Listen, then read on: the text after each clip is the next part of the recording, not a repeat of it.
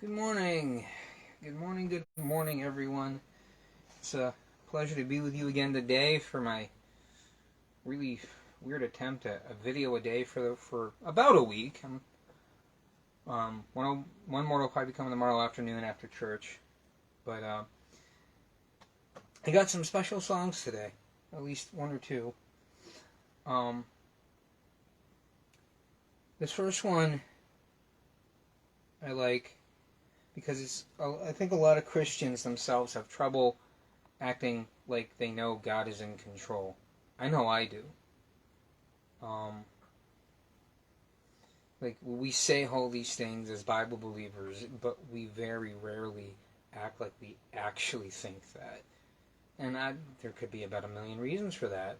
Maybe, the chief of which is we either don't really believe or we're just regarding sin in our heart. And I ask God a lot, God, help me live like I actually believe there's hope, because and I think one reason is that this world is so full of hopelessness. Even here in America, the land of opportunity and the home of the free and the land of the free and the home of the brave. Sorry, dyslexic moment. Even then, we are so surrounded by hopelessness. There's so much evil and bad, and we can all talk about how evil our government is. Left and right wing people both agree government's bad, but then we get so vehemently aggressive about our political party stance. No more political parties for me. That's mostly because it detracts from the work of Christ, at least in my life. That's more important. I don't care about politics. I do to a point, but not my driving force, not my be-all, end-all. But I like the words in this song. The tune's a little hard to get through sometimes, but I hope you guys enjoy it.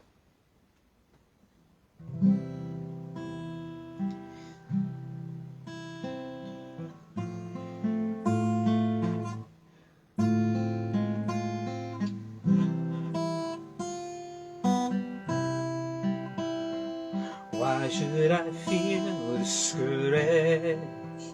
Why should the shadows come?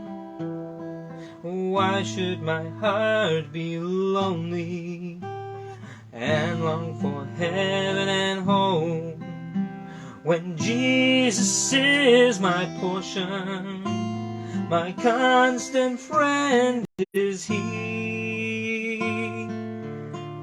His eye is on the sparrow, and I know He watches me. His eye is on the sparrow, and I know He watches me. And I sing because I'm happy. I sing because I'm free. For His eye is on the sparrow, and I know He watches me. Oh, let not your heart be troubled. His tender words I hear, and resting on His goodness, I lose my doubt and fear. Though by the path He leadeth, but one step I may see.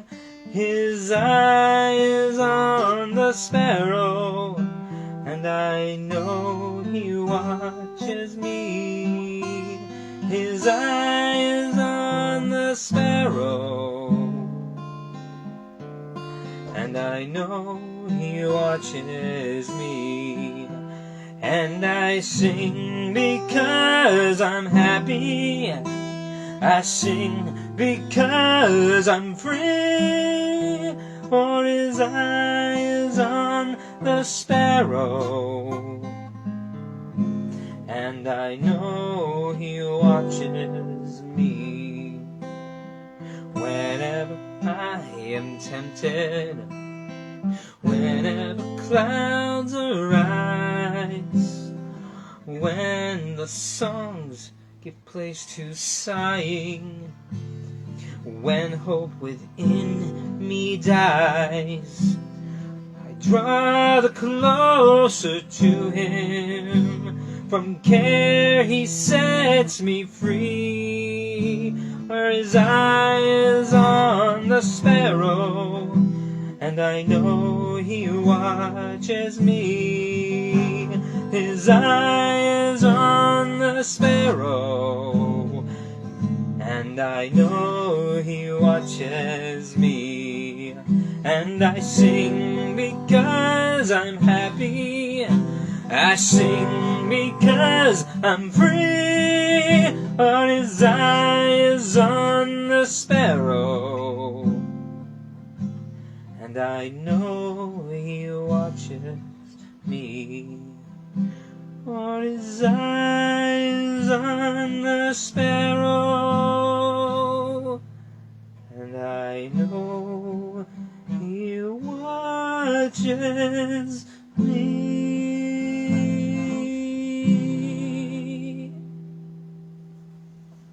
It's a good song, great message. You know, the Bible talks about, you know, how the birds and the animals are sold for so little money. And a lot of songs actually came out of that scripture. This one, Consider the Lilies, because that's another lesson in that portion of scripture. About how these plants and animals, they don't sow, they don't gather, there's a lot of stuff they don't do. But God takes care of them. How much more will he take care of you, who are part of what he calls his favorite creation? And he even says, you know, how many of you, if your child asks for soup, will give him a stone, or asks for this and you'll give him a serpent? You're not going to give. If you, being evil, which compared to God, we are very evil. By nature, we're not the greatest. I don't think that you could get much of an argument about that. Well, there are a few exceptions. I'm sure people could point out even those people need Jesus, but if you, human beings being evil, know how to give good gifts to your children, how much more can God, who is good, give good gifts to those that love him? And that's, I love that. But this next song is, because the chorus in that last song is I sing because I'm happy. This song is called I Sing Because. I think I've done it before, but I lost my music, but anyway, I like it. I think it goes with it because, the chorus is kind of matched, even if the general message of the songs are a little different. But sometimes life feels hopeless. But I guess the message in the song speaks for itself, so let's just get to it.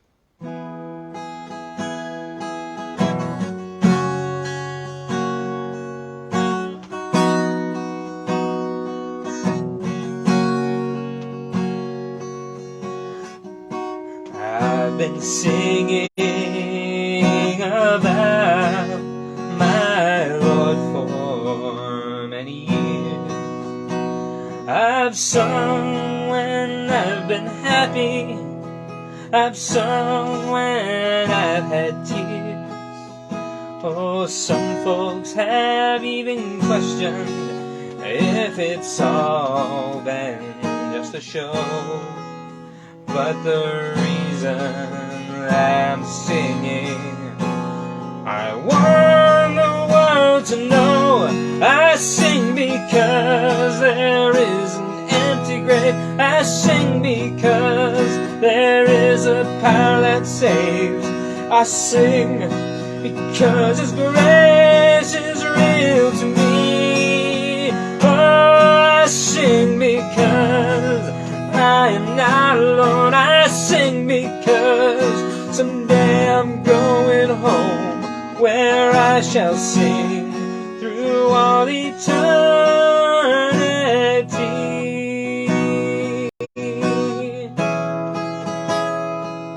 I've sung to those who are walking through a fiery trial. I've watched their saddened faces turn in to happy smiles. I've bowed my head and whispered, Lord, please do the same for me. And I'm so glad that I can tell you He's always given victory. I sing because there is an empty grave. I sing because there is a power that saves. I sing because His grace is real to me.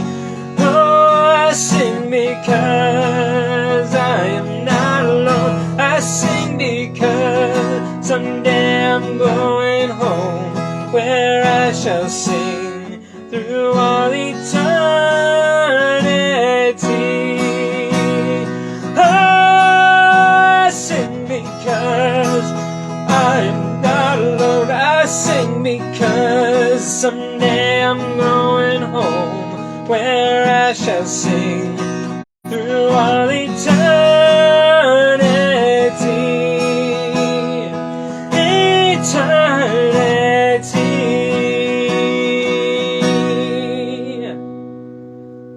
Oh, what a great song. I love it so much, I really do. I guess, should I allow time for applause from you guys? Okay, maybe not. But this song is a good one. We Youth for Christ, we had a really good discussion in leaders meeting and got some down and gritty. Couple of people, I hate seeing people go through stuff, but it's sometimes encouraging. Not that I like seeing people who are having a hard time, but I'm not alone. I feel like my life has been nothing but an uphill struggle sometimes, and I am not prepared to deal with it. And I want to point something out, especially if some of you are believers out there and you're waiting for God to move in your life. Everything happens in His timing. Jesus Himself, His only Son, the one that everything hangs on, didn't start His earthly ministry until in His 30s. And there's debate about that, but most people say 33 and a half-ish. Oh, that's when He was crucified. But my point is, there are a lot of people out there who don't start their great work for God until their old age, their senior years. And I struggle with this too, because I wanted to be really good at music, and I wanted to be super good at preaching and all this stuff when I was in high school. There were a lot of examples of high school age kids who were doing amazing things. I'm like, why can't I do that? Here I am now in my mid-30s, really just coming into my own. And I'll admit, sometimes I still feel bad about that. And then there's stuff like this song. And the fact that Jesus didn't even start until He was an adult. All right? And a lot of His disciples and apostles, they're just going about their lives. And that's okay, too. Just to be the best normal person you can be. Not all of us want or are called to do something spectacular. I don't think I'm called to do something spectacular, but I at least want to do more than the basics. And some people, that's all they can handle, and I used to be like that, so I'm not going to knock it. That's all. But if God has put something in your heart and you want to do more, go with that. Get your training, learn, study. Sometimes life is nothing but a giant, long schooling period, long training period. And I spent 29 years in the state of Maine, and my first few years out here, that's what I look at it. It was all training. I had to learn things. Now this one I might screw up a little bit because there's a typo in the music. They repeated 2 words and then it threw the entire rest of the verse off where the chords land. So I practiced it, and I'm hoping it's going to be good. But well, we'll just see.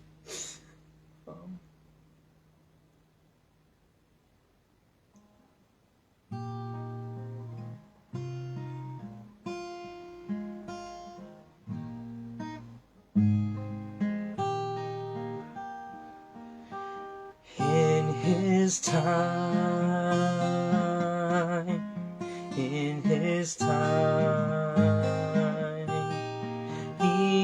makes all things beautiful in His time.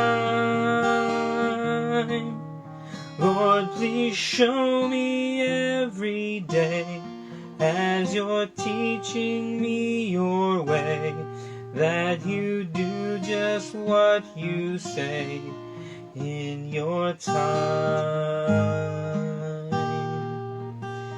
In Your time. In Your time.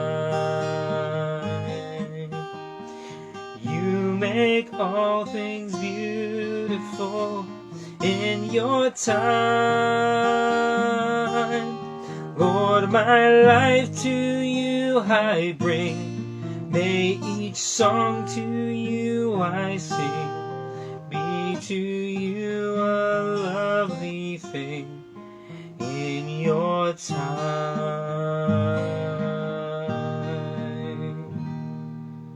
That's a neat little song. Little chorus, I guess. It's 2 verses.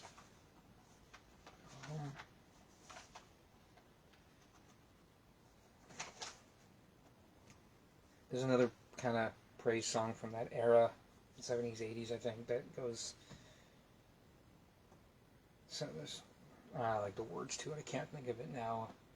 Wish I had. I could have added it to the video, because this is our last song, only 4 songs today. Which is usually what I go for. I like a minimum of 4. Sometimes I know it goes longer. Sometimes I add things just because that's how I feel it's going. This next song is, once again, a lot of these songs come out of one of Ron Hamilton's hymnals. Even the praise songs. Sometimes I wish I wasn't such a nerd. I like to read the little... it's usually just copyright, who wrote the music and all that, or who arranged it or rewrote it. I shared a few videos ago about Jonathan Hamilton. Jonathan, I can't believe me and Ron Hamilton had the same idea. Felt it the same way. I named my kid after David's best friend, because everyone wants their kid to be a David, especially in this town. I'm glad I didn't name him David, because when I got here, it would have been one of like 100 kids named David. Or adults. I think I literally know 5 adults in my church that are named David. Anyway, sorry. But Jonathan was David's best friend. The rightful heir, technically speaking, to the throne, except that God had anointed David. So, no, David's now, we're switching. Sorry, Saul, you screwed up. And Jonathan was fine with it. I wanted to, everyone wants your kid to be the giant slayer. And yeah, I want my kids to conquer their giants, but I want him to be a good friend. I want him to be a humble servant of God. But this song was written, were words, Ron Hamilton and Cheryl Reed, and the music by Jonathan Hamilton, who I shared a couple videos ago, committed suicide. And I don't want these comments are not judgmental, because I suffer from depression, the medical kind, the clinical kind, really bad. And you can write songs and sing songs like this, but the devil uses these mental illnesses to destroy you. And they are so strong. Yes, through Christ you can overcome them, and maybe even with medication, and if you need it, I suggest you take it. Because just looking at these words, then his mother sang it, Father and son wrote it, mother sang it.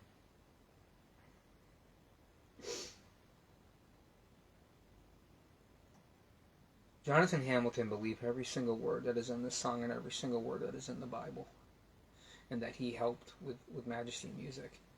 But in the end, something stronger than him, but not stronger than God, overpowered him. I say these things to say this, that it was not a weakness in his faith, but his body, his mind, his physical brain, that caused him to take his own life. And these things are not necessarily sinful. Now, allowing them to consume you just as a matter of course, being bitter, yeah, but yes, God says in many places in the Bible, not to be anxious about anything. And Jesus himself wept. Shortest verse in the Bible, Jesus wept. 2 words, Jesus wept. That's it. Jesus felt sadness during sad times. Jesus felt anger when it was appropriate. Jesus himself understands these feelings and does not hold you accountable when your brain is not right. He wants you to take care of your body, and I should probably take this advice too. And he wants you to take care of your mind. Yes, he does. But he has never held anyone. There was never anyone who was held responsible for a disease that they could not have. They contracted it. Couldn't help it. There were protocols or things they did. But never once was anyone held accountable for a disease. Ever. You are not accountable for your illness. You are only accountable for your actions.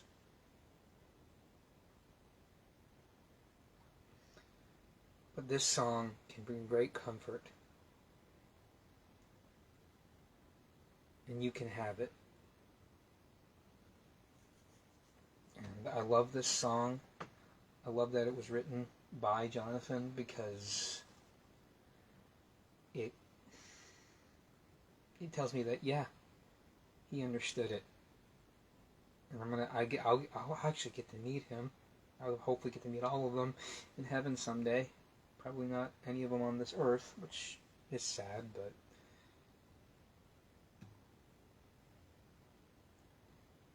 see, the Bible promises that we're going to shed, when we die, we shed off these old bodies. We're going to get new bodies in heaven. Bodies with a chemical imbalance in the brain doesn't even exist. It's not there. No more depression, no more anxiety, and no more distractions from the world. That's what gets us. Everything. Even in America, we are so distracted. And one could even say that we're spoiled. And that's why even good Christian kids die. Good Christian adults. He was 34.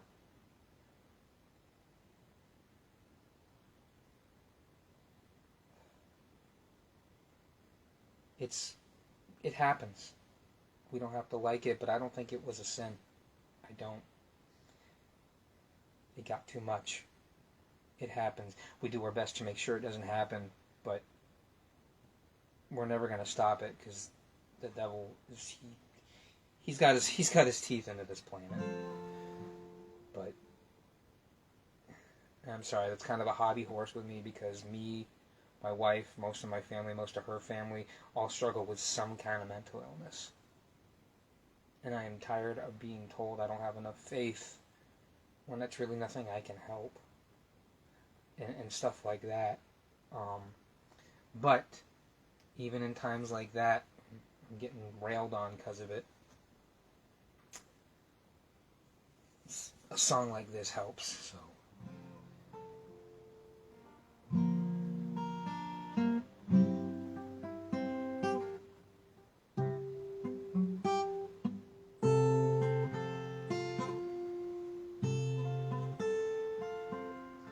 I found a secret place of comfort and release, a special place of healing, a quiet place of peace.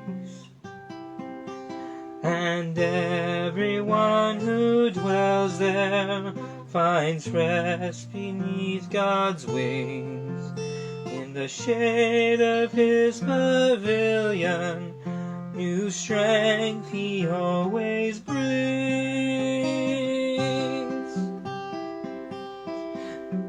I find hope, I find grace, far away from the world's embrace. He gives me rest, he keeps me safe. I find his strength, I seek his face in the secret place. With every trial he brings, my Lord will make a way to strengthen and protect me, to help me face each day. He leads me through the valley to draw me closer still, knowing even in the shadows I find his perfect will.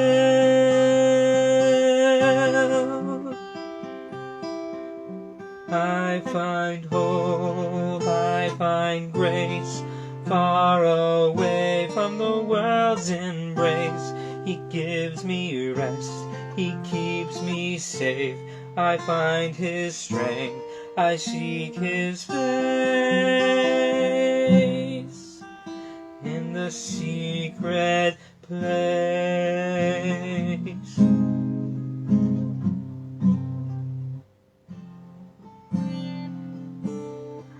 I find hope, I find grace, far away from the world's embrace. He gives me rest, he keeps me safe. I find his strength, I seek his face in the secret place. In the secret place.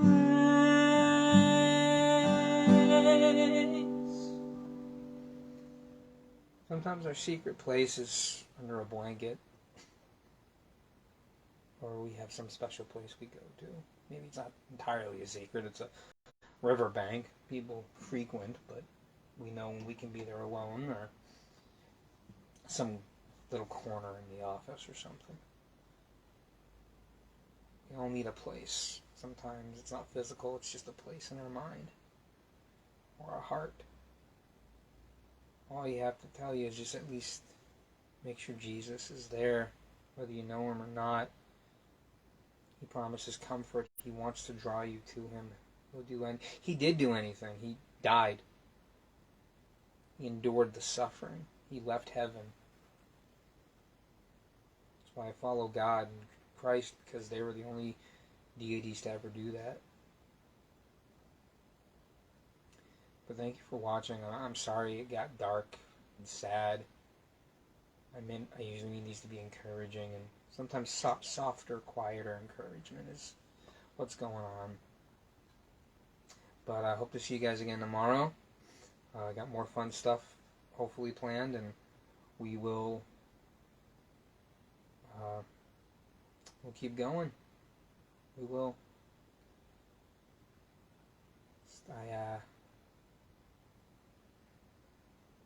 Quote an old radio host, I hope you grow in grace so you won't groan in disgrace.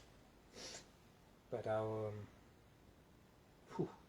should come up with a formula so I can just say something and say goodbye and get off. Thanks for watching, and I will see you guys next time.